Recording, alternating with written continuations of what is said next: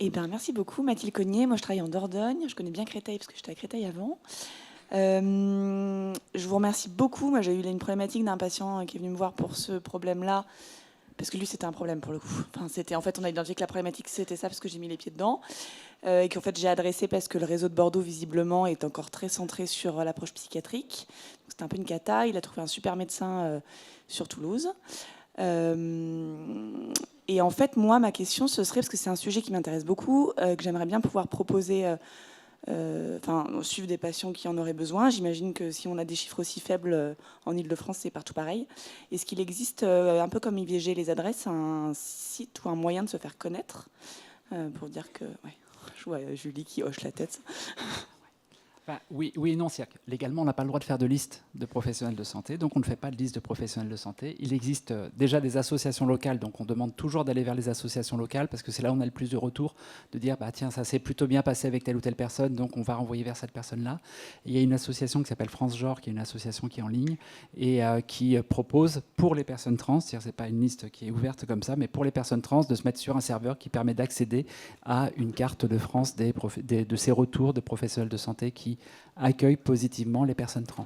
Il y a aussi un autre élément qui existe, mais qui vit tout seul, qui s'appelle BDD Trans, qui est une base de données de professionnels de santé qui prennent en charge les personnes trans. Ça vit tout seul, c'est-à-dire que n'importe qui peut se mettre dessus, mais on peut faire aussi tous les commentaires qu'on veut dessus. Donc c'est un petit peu moyen comme site, mais historiquement, c'est quand même un site qui sert de recours pour pas mal de personnes à proximité. Et j'avais une deuxième question pour les... Attends, je rajoute un élément. Dans le QR code que vous avez accès aux formations à l'hormonothérapie du reste. Tu veux remettre le QR code ? Je vais le remettre, ouais. Donc, on est 4-5 formateurs à donner ces formations à l'hormonothérapie. C'est des formations assez courtes où il y a un partage entre une partie associative et une partie vraiment purement médicale. À l'issue de cette soirée de formation ou cette journée de formation, on vous propose de figurer sur un groupe Signal, et la mailing nationale du reste est aussi un endroit où vous pouvez adhérer et du coup accéder à la mailing nationale, qui est un peu le principe de la mailing des chefs, mais pour tous les professionnels qui prennent en soin des personnes trans. Et du coup, quand il y a une demande dans ton coin, si tu réponds positivement, ça va aller très très vite, y a pas de souci à se faire. Parce que je me disais qu'une fois qu'on est connu, on est connu. Ah oui. Et du coup, j'avais une deuxième question. Alors, j'ai pas regardé si dans ma région, enfin, si à Périgueux, il y avait des assos. Les groupes d'échange à Haute-Trans, j'ai commencé à regarder rapidement. J'ai l'impression que c'est en présentiel. Est-ce qu'il en existe en visio ? Alors, jusqu'à présent, on les a fait jusqu'à présent en présentiel, sauf pendant une période, qui est une période bénie pour les questions trans, qui est la période du Covid. C'est béni parce que pour les femmes trans ou les personnes trans féminines qui doivent faire de l'épilation définitive, le port du masque, c'est un truc juste top, ce qui évite d'avoir les poils qui poussent et qui sont visibles. Non, mais trêve de plaisanterie, on les a fait pendant cette période-là en visio. On a voulu en continuer au moins 1 sur 3 en visio, mais en vrai, toutes les personnes qui se connectaient étaient que des personnes à Paris. Donc c'est un petit peu compliqué, mais peut-être que si la demande est là, on en refera régulièrement en visio, et en particulier sur le groupe personnes trans et proches, parce qu'on s'est rendu compte que c'était surtout sur cela où on avait de la demande qui pouvait se faire un petit peu partout. On a un groupe de parole spécifique pour les ados trans, alors peut-être que là ça va faire un petit peu loin, mais typiquement surtout... le nord de la France, on a des gens qui viennent à ce groupe-là. On le fait exprès le dimanche parce qu'on a des gens qui viennent de Normandie, de Reims, de Dijon, pour juste venir à ce groupe de parole parce que c'est le seul qui existe un peu alentour, quoi. Et après, pour trouver des associations locales, essayer de voir auprès des centres LGBTQIA+, quand ils existent, qui soit peuvent recenser des associations trans, soit peuvent aussi créer des groupes internes de parole pour les personnes trans, et ça se développe pas mal en ce moment. Merci beaucoup. On peut passer de l'autre côté, comme ça, chacun son tour. Bonjour, Évrard Baduel, je travaille dans les Côtes d'Armor. J'ai enchaîné les milieux transphobes toute ma vie. Du coup, je suis désolé si je suis un peu ignorant. Si vous n'avez pas parlé de gens qui venaient pas spontanément avec une demande, mais que nous, on détecte que potentiellement il y a une thématique de transidentité et qui sont dans le déni parce qu'ils sont dans un milieu très hostile et terrifiés des conséquences que ça aurait. Comment on fait pour accoucher ces gens-là, faire un peu de maïotique, sachant qu'ils n'ont pas forcément les moyens de déménager dans des endroits moins transphobes. Moi, mon milieu, c'était le 7e arrondissement de Paris, la Guyane, et là, je suis en en Bretagne profonde et ça doit être un peu compliqué sur eux, surtout s'ils sont 10% des gens, ils doivent exister. Et qu'est-ce que je fais C'est du combo. Hein. En fait, tu choisis les lieux d'exercice à chaque fois. J'ai bien compris, c'est de l'évitement en fait. En fait, c'est un vrai sujet. Et c'est un sujet qui est un petit peu plus large. Le fait d'avoir une définition d'une personne trans est un truc qui est très bien, mais qui aussi est très restrictif. Parce que du coup, on se dit « Ah ben bon, je ne suis pas concerné parce que je ne m'identifie pas comme tel ». Et c'est pour ça que j'insistais tout à l'heure sur l'idée que la santé, et en tout cas les soins de transition, c'est des soins courants. C'est-à-dire que c'est des soins du droit commun. Des personnes qui font, pour l'affirmation de genre, des augmentations mammaires, de l'épilation définitive, des torsoplasties parce que gynécomastie, etc. Il y a plein de personnes cis qui le font aussi. Et donc c'est aussi une piste qui est assez intéressante de dire tu as le droit d'affirmer ton genre d'une façon ou d'une autre, même si tu ne t'identifies pas complètement comme étant une personne trans. Et de plus en plus, on réintègre dans la définition d'une personne trans au sens large, c'est pour ça qu'on parle de toutes les variances de genre, des personnes qui s'identifient comme travestis, par exemple, parce que c'est aussi une façon dont certaines personnes peuvent avoir de parler de leur genre et d'interroger. Et en fait, l'idée, c'est de rendre possible, de rendre visible, de dire je peux le faire, donc peut-être que ça peut me concerner et je peux rentrer dans ce circuit-là. Ça, c'est tout le travail qui reste à faire à partir de maintenant. Les recommandations datent de juillet dernier, donc c'est vraiment très très récent. Et c'est le travail, de façon plus générale sur les questions de plaidoyer, de visibilité des transidentités. Si je vous demande de me donner une personne trans française, connue, à part moi, vous aurez sans doute du mal à citer une personne, sinon vous ferez un coming out queer parce qu'on saura que vous êtes dans les milieux queer parce que vous serez capable d'identifier une personne trans. Mais en gros, voilà, c'est toute la difficulté. Il n'y a pas de visibilité, donc pour savoir que ça existe, c'est compliqué. Et c'est pour ça qu'on a des écarts de génération qui sont aussi forts, parce qu'on a plutôt des personnes dans les jeunes générations qui sont capables de mettre un mot dessus, et des personnes dans les générations plus âgées, dont je suis, qui ont plus de mal à mettre un mot dessus. Moi, j'ai fait ma transition à 48 ans. Alors que je sais depuis toujours que je suis pas un mec, quoi. Enfin, j'ai pas de sujet là-dessus. Sauf que pendant 48 ans, c'était c'est pas bien, c'est une déviance, c'est pas normal, tu n'es pas censé, etc., etc. Et le seul terme que j'avais, c'était transsexuel, transsexualité, et les sites porno qui parlent de transsexualité, parce que quand on tape transsexualité sur Google, on n'a que les sites porno qui remontent, quoi. Donc c'est aussi un des sujets qu'il y a, de dire on en parle plus, on rend visible, et on peut rendre visible avec des affichettes sur le site de l'asso Outranche, je fais de la pub. Vous avez dans la partie ressources, dans les brochures, en bas, vous avez des petites affichettes que vous pouvez télécharger qui disent « J'ai le droit de parler de mon genre, j'ai le droit de parler de mon identité, j'ai le droit de changer mon prénom, j'ai le droit de prendre des hormones », sans dire « Je suis une personne trans, donc je dois faire ça ». Et donc, ouvrir les possibilités, c'est aussi un des moyens de dire « On s'en fiche que tu te détermines comme tel ou pas ». Ce n'est pas le sujet, c'est de quoi tu as besoin pour aller mieux. Moi, ça m'est arrivé en consultation de dire est-ce que vous avez un questionnement sur votre identité de genre et que la personne dise ah non, je crois pas, ou non, pas du tout. Je vous donne l'exemple négatif parce que si les gens disent oui, mais en fait, c'est pas si grave de poser la question et que la réponse soit non. Après, si tu me poses la question, moi, j'ai pas de questionnement sur mon identité de genre.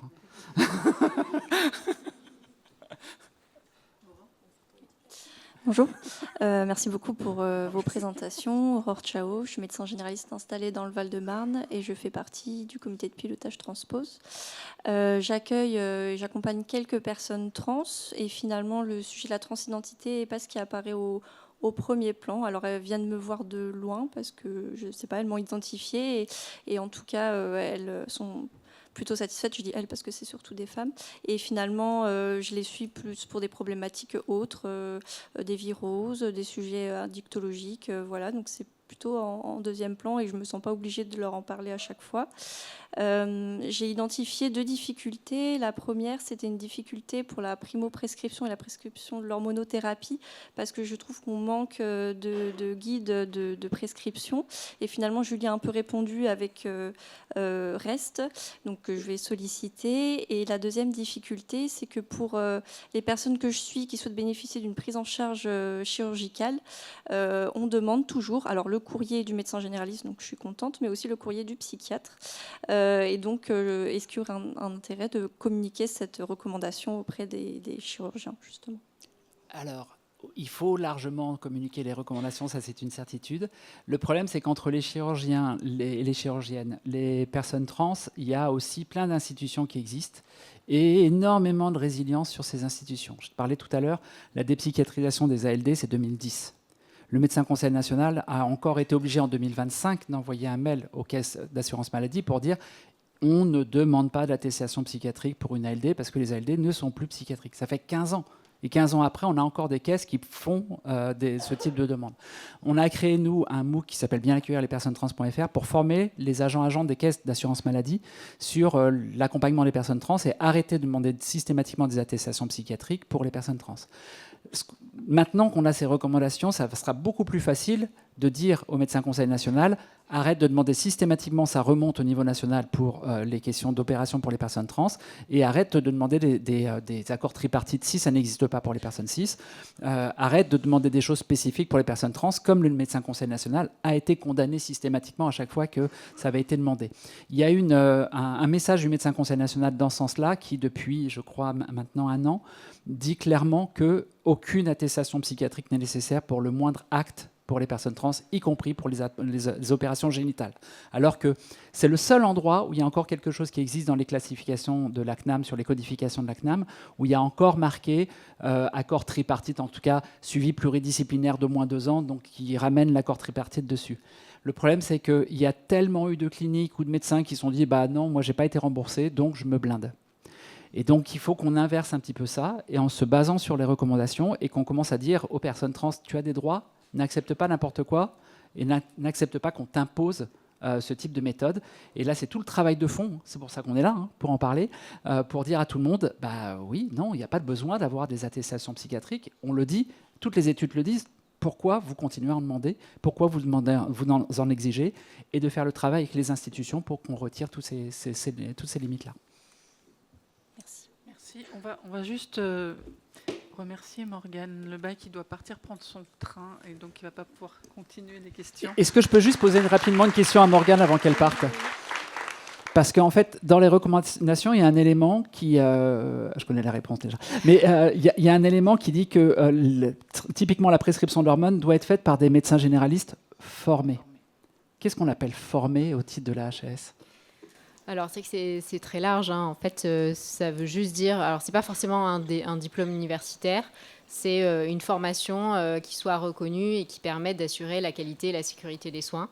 Donc, ça peut être dans le cadre d'un DPC, dans le cadre des formations que vous évoquiez. Le principe, effectivement, c'est vraiment d'avoir un cadre serein et de qualité de sécurité pour prescrire ces hormones et les suivre aussi.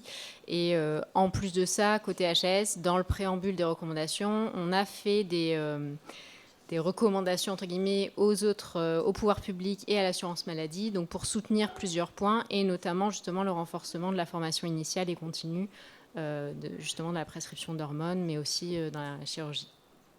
Merci. Merci, on va passer de l'autre côté du coup. Bonjour tout le monde, je suis Clément Porcher, je suis des Deux-Sèvres dans Niort. Merci beaucoup pour ces présentations. Pour le CNGE, si vous voulez le faire dans la grande salle la prochaine fois, il ne faut pas hésiter. Du coup, ça me fait 3 questions, mais elles seront rapides. Une première de mon collègue d'avant qui n'a pas eu le temps de la poser. Est-ce que vous avez un moyen de faire des omnidocs avec vous, des choses comme ça, quand on a des questions qui nous viennent? Deuxième question rapide, justement par rapport à la réponse qu'on vient d'avoir, est-ce que les formations ou trans, par exemple, sont reconnues comme formatrices? Et enfin, qui était ma question initiale, dans tout ce qu'on s'est dit, ce qui semble compliqué pour moi, ça va être tout ce qui est gestion de l'automédication. Comment je sais que c'est sécure, les produits qui sont pris, d'où ils viennent, tout ça, enfin, c'est des choses où là, je serais réellement perdu, je pense. Il y a plein de réponses. Il y a plein de questions. J'ai l'impression d'être la seule à répondre, mais bon, c'est pas grave. Mais on peut répondre on va se compléter du coup sur le point, mais je vais reprendre, et du coup, tu iras plus loin. Il y a ce dont a parlé déjà Julie sur le reste, donc le fait d'avoir des réseaux de personnes qui peuvent permettre d'aider et d'avoir une sorte d'avis d'expertise qui peut se faire. Typiquement, la mailing list, ça sert à ça. Si je ne sais pas trop, je peux renvoyer sur ce point-là et on va voir ce retour qui va se faire. Et avec... aussi des situations dans lesquelles on va se retrouver où, quand il n'y a pas localement des médecins, on sait qu'on a des médecins qui, dans certaines régions, prennent en charge, qui font de la téléconsultation pour les personnes concernées. Donc, ce n'est pas exactement la question, mais c'est un petit peu l'enjeu, parce que on sait qu'on ne peut pas faire autrement. Hein. On parlait de Guyane tout à l'heure, j'ai fait une formation en Guyane et Accept-ST a fait aussi une formation en Guyane. Il y a, en tout et pour tout, sur l'ensemble de la Guyane, 2 médecins qui accompagnent, dont un qui est très, très binaire et très psychiatrisant. Donc ça limite fortement. Donc il y a un peu cette idée-là de se dire on peut envoyer vers de la consultation, de la téléconsultation dans ce cadre-là. Et ça, on fait la même chose aussi, je crois qu'il y a le même sujet sur la Réunion. Le deuxième sujet, c'est sur les formations. Donc, ce qui a été dit sur les formations, c'est pas forcément des formations validantes, c'est plus des formations de qualité qui peuvent ramener un point. Donc les formations du reste, clairement, rentrent dans ce cadre-là. On est en train de travailler et on espère pouvoir sortir peut-être un jour un MOOC, un module d'auto-formation sur les transidentités qui permettrait justement de faciliter les choses. On a déjà fait un sur les caisses d'assurance maladie et l'idée c'est de rajouter des strates dessus et on les ferait dans le cadre du réseau de santé trans et c'est un élément sur lequel on espère pouvoir avancer. Et après les formations à l'accueil, elles pour le coup elles sont vraiment valables pour tout le monde. Donc il y a les formations à l'accueil qui sont nécessaires pour tout le monde et donc aller au-delà de vous, votre expérience, aussi toutes les personnes qui sont dans le cabinet, de l'accueil, tous les accompagnements qu'ils peuvent avoir. C'est intéressant d'y réfléchir en matière de région là-dessus. Et puis, pour la prescription, de passer par ce type de formation. Aujourd'hui, il n'y a pas de DPC, mais on espère pouvoir en proposer, mais un DPC, c'est 15 personnes à la fois, quoi. Pendant 2 jours ou 3 jours, on va, rien que sur Paris, des 10 000 médecins, on va avoir du temps pour monter en compétences. C'est pour ça qu'il faut qu'on trouve d'autres systèmes pour compléter ça. On peut aller jusqu'à 30, allez. Laurence, est-ce que tu veux bien remettre la diapo sur les groupes d'échange de pratiques santé mentale trans, s'il te plaît ? Du coup, pour être sur la mailing list du reste, il y a uniquement à adhérer, en fait. Adhésion à partir de 1 ou 5 euros. Ça ? Et après, vous avez accès. Voilà. Pardon. Et ensuite, à l'issue des formations du reste, pour le coup, là, on vous propose d'intégrer des groupes Signal, qui sont des groupes plus rapprochés, hyper actifs. Moi, ça m'arrive pendant ma consultation de dire, attendez, j'ai écrit un message sur le groupe parce que je pense que d'ici 5 ou 10 minutes, à la fin de la consultation, j'aurai la réponse à votre question. Donc, ça va très vite. Il y a aussi donc, les groupes d'échange de pratiques de santé mentale. Donc ça, c'est organisé, animé par EST, Espace Santé Trans. Et en l'occurrence, c'est animé par un psychologue clinicien qui s'appelle Clément Moreau. Il m'a donné l'autorisation de le citer et de donner ses coordonnées aujourd'hui. Donc il est prévenu que peut-être il va avoir beaucoup de contacts. Donc n'hésitez pas. C'est dans le lien qu'on vous a donné. Et du coup, ces groupes d'échange de pratiques, ils ont lieu 2 fois par mois. Il y en a un qui est le lundi de midi à 14h et le mardi de 11h à 13h. Et c'est en visio. Et donc, dans ces formations-là, c'est des groupes d'échange de pratiques. On est entre pairs, souvent entre médecins très prescripteurs. Mais en fait, il pourrait y avoir des médecins tout à fait moins prescripteurs. C'est vraiment bienvenu. En plus, on n'est souvent pas du tout complet. Donc, vraiment, il y a de la place. N'hésitez pas à vous manifester. Et c'est un brainstorming d'idées sur des situations archi complexes pour réfléchir et sur la médication. Mais en fait, les hormones, c'est quasiment jamais le sujet parce que alors oui, mais en fait, ça peut arriver. Santé mentale, c'est large, mais c'est pour dire aussi que la question des hormones, en fait, vous allez voir la learning curve, là, vous allez atteindre très vite un plateau où vous allez avoir des tas de compétences. Ce qui va vous rester à prendre en soin, c'est les difficultés de la santé mentale, c'est la précarité sociale, etc. Et ça, c'est des questions vraiment qu'on traite dans ce groupe d'échange de pratiques. C'est une fourmilière de trucs hyper intéressants, donc n'hésitez pas. Et il y en a un aussi qui va se faire avec le réseau de santé trans, donc, dont tu fais partie, mais là pour le coup plus sur l'accompagnement sur les hormones et tous les points qu'il peut y avoir dessus. Et je me rends compte qu'il y a une question que tu as posée aussi. Je parlais tout à l'heure dans les brochures que vous avez, dans le lien que vous avez que je vous ai donné, enfin que vous avez avec le QR code qu'il peut y avoir dessus, il y a une brochure qui s'appelle Hormones et parcours trans, où là vous avez vraiment plein d'éléments qui peuvent vous dire quels sont les taux, quels sont les effets qu'il peut y avoir, tout ce point-là. Ça sert de livre de cours limite quand on travaille avec le reste sur le point, donc n'hésitez vraiment pas à vous référer à ce type de document. Merci François Pierson, je suis médecin généraliste à La Réunion. Vous n'avez pas du tout parlé des mineurs, qui semblent pour moi la population la plus concernée, la plus vulnérable. Et donc, qu'est-ce qu'on peut faire C'était justement écrit adulte. Enfin, je vais laisser répondre, mais la session était spécifiquement adulte à cause de la reco. Mais attends, on va te répondre quand même. Oui, non. En fait, il y a un gros sujet sur les mineurs, ça c'est certain, et c'est là où on a besoin de clarification. C'est pour ça que nous on avait dit qu'il faut que les mineurs soient dans les recommandations de la Haute Autorité de Santé. Ce que demandait d'ailleurs le ministère de la Santé qui a lors de la saisine de la HAS. La HAS a souhaité séparer. Donc il y a eu un truc qui s'est fait pendant un temps. On a travaillé sur les 16-18 et puis finalement les 16-18 c'était un petit peu bâtard parce que ça veut rien dire médicalement 16 ans et légalement ça veut rien dire sauf l'autorité parentale qu'on rajoute dessus. Donc on avait un truc qui marchait pas et donc on a un travail qui va se lancer là pour faire des recommandations spécifiques pour les mineurs. En attendant, il n'y a pas de recommandation, donc on fait comme on faisait jusqu'à présent et comme on continue à faire jusqu'à présent. C'est-à-dire que finalement, toutes les questions qui s'appliquent pour les adultes, c'est la même chose en matière de santé pour des mineurs post-puberté. Avant puberté, il peut y avoir, avant puberté, il n'y a rien qui se fait sauf de l'accompagnement potentiellement psychosocial. Et après, sur les questions entre les deux, il y a des bloqueurs de puberté qui peuvent être donnés, qui aujourd'hui, globalement, sont donnés par des pédo-endocrinologues, souvent avec un lien sur un milieu hospitalier, mais pas systématiquement.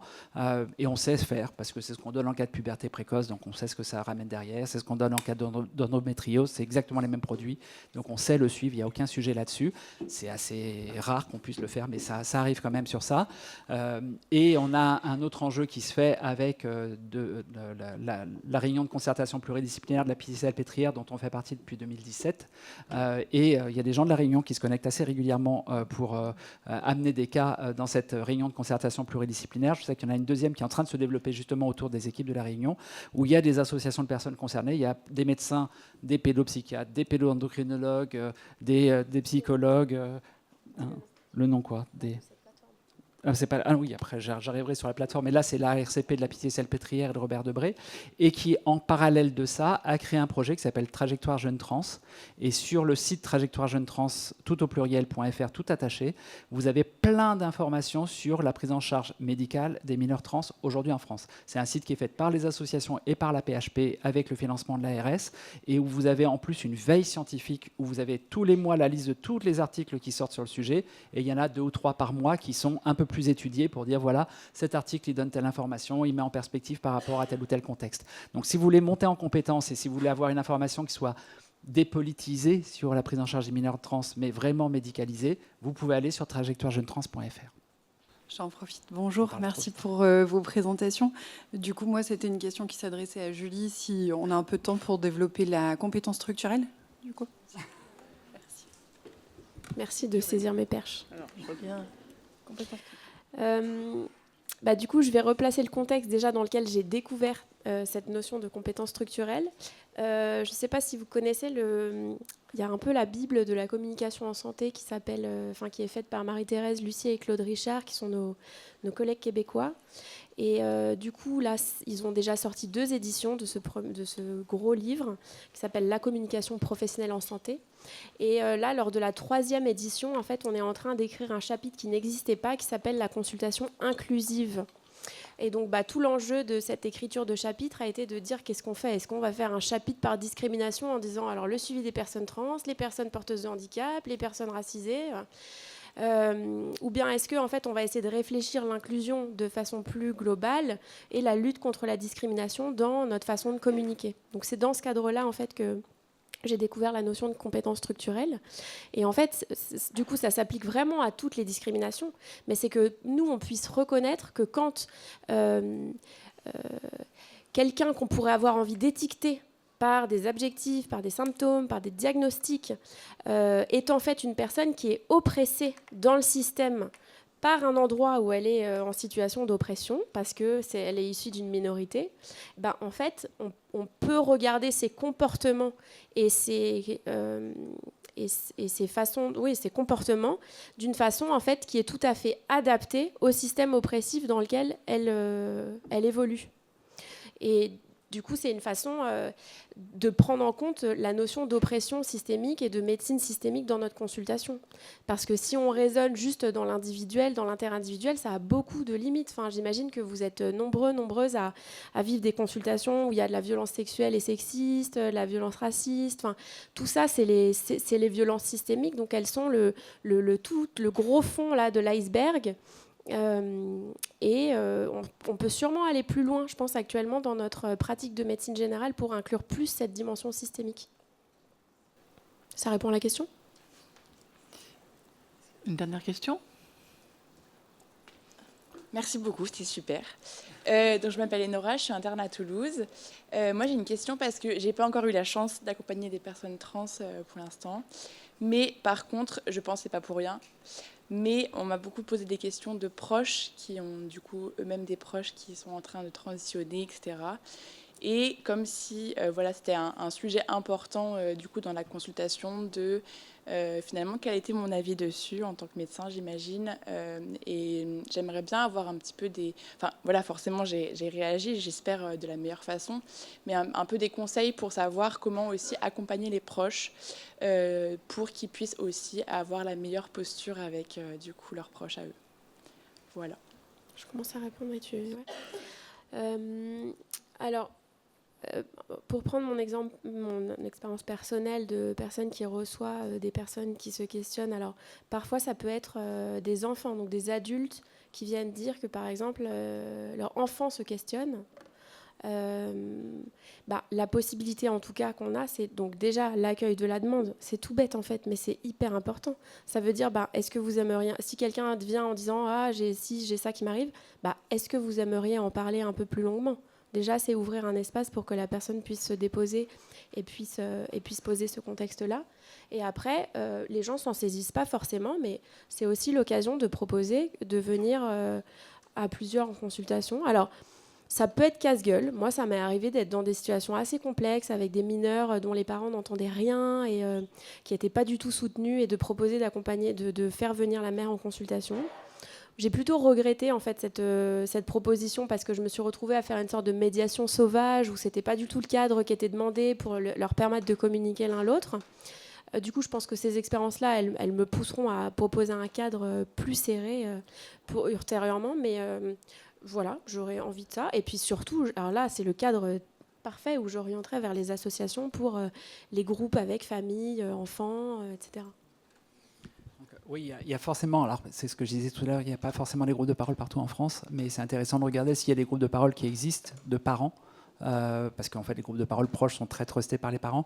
Il y a une association qui existe à plein d'endroits en France qui s'appelle Contact, qui est une association de parents LGBTQIA+.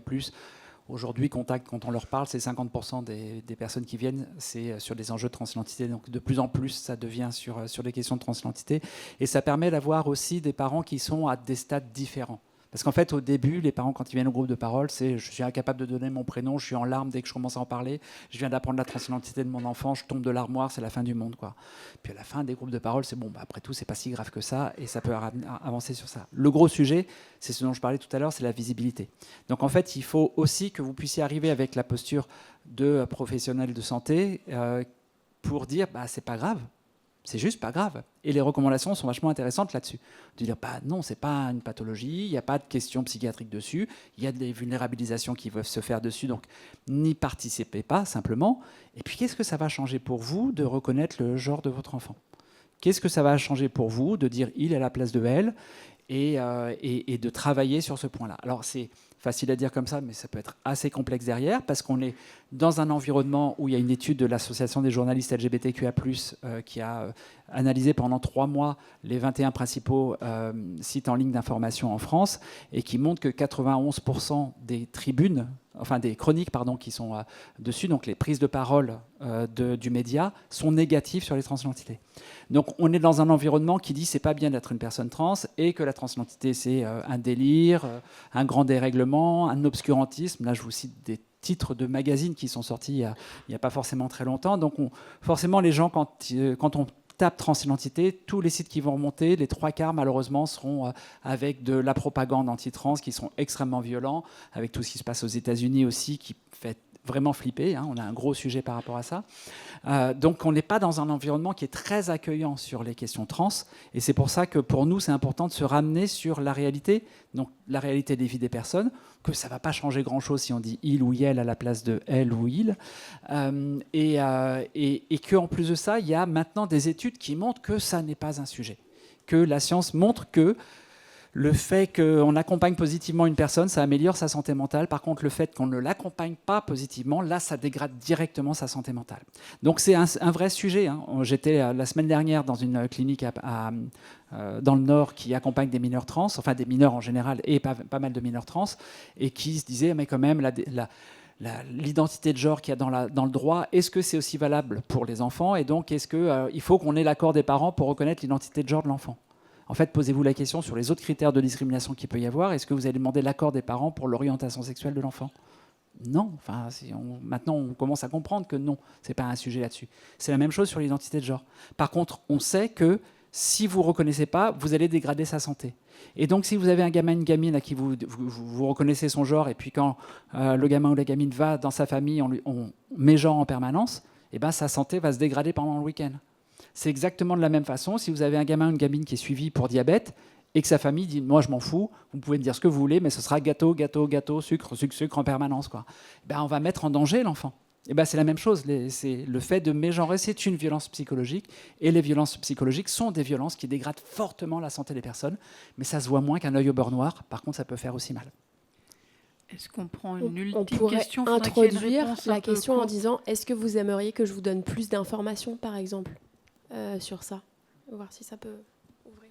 Typiquement, le site bien accueillir les personnes trans.fr peut aider. Si on répond peut-être à la dernière question, pas trop longtemps, puisqu'il est 45. Mais je sens que voilà, elle est là, elle attend, donc je ne voudrais pas la frustrer. Vas-y. Dernière question rapide. Donc Léa Moulich, médecin généraliste en Ariège. Moi, je me suis beaucoup posé la question avec les logiciels médicaux. Nous, on travaille avec Weda. Au niveau du sexe, il n'y a pas de transgenre ou non-binaire, c'est homme ou femme. Ça apparaît sur les ordonnances. J'ai demandé à Weda de supprimer le sexe. Ils nous disent que du coup, on perd en certification. Alors, ils m'ont montré comment le faire. Et après, ils m'ont dit, vous faites ce que vous voulez, mais je ne peux pas intervenir là-dedans. Donc, on a dû le faire sous les yeux cachés. Je voulais savoir est-ce que vous aviez ouvert un travail avec nos logiciels médicaux, parce que c'est quand même très mal vécu par les personnes quand le sexe apparaît sur l'ordonnance, que ce n'est pas le bon sexe ou que les personnes se revendiquent non-binaires.